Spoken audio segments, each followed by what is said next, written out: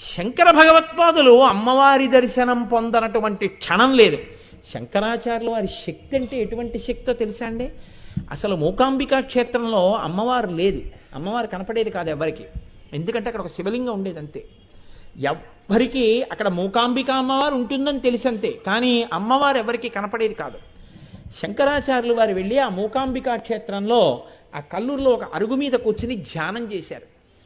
ధ్యానం చేస్తే ఎవరి కంటికి కనపడకుండా అమ్మవారు అక్కడ ఎలా కూర్చుందో అమ్మవారు ఇక్కడ కనపడింది. కనపడితే శంకరాచార్యుల వారు వెంటనే ప్రార్థన చేశారు. అమ్మా, శంకరాచార్యుల వారి యొక్క దయ ఏమిటో తెలుసా అండి? ఆయన ఏది చూసినా మళ్ళీ అమ్మవారిని ప్రార్థన చేసి తన శిష్యులకి అనగా లోకానికి అంతటికి అందించేశారు, తను దాచుకోలేదు ఆయన.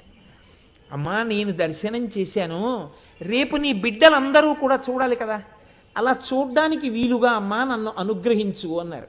అంటే ఆవిడంది, అయితే నేను నీకు ఎలా కనపడ్డానో చెప్పి ఇలాంటి శిల్పాన్ని చెక్కించు, అలా నేను వచ్చి కూర్చుంటానంది.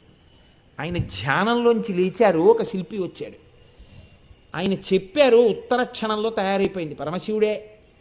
అంతే, అమ్మవారిని ప్రతిష్ఠ చేశారు. ఇప్పుడు మీరు చూస్తున్న మూకాంబిక శంకర భగవత్పాదులు తీసుకొచ్చి కూర్చోపెట్టినటువంటి మూర్తి. శంకరాచార్యుల వారు అమ్మవారి యొక్క రూపాల్ని ఇక్కడ దర్శనం చేశారు. అంతటి మహాభక్తుడు, అంతటి జ్ఞాని.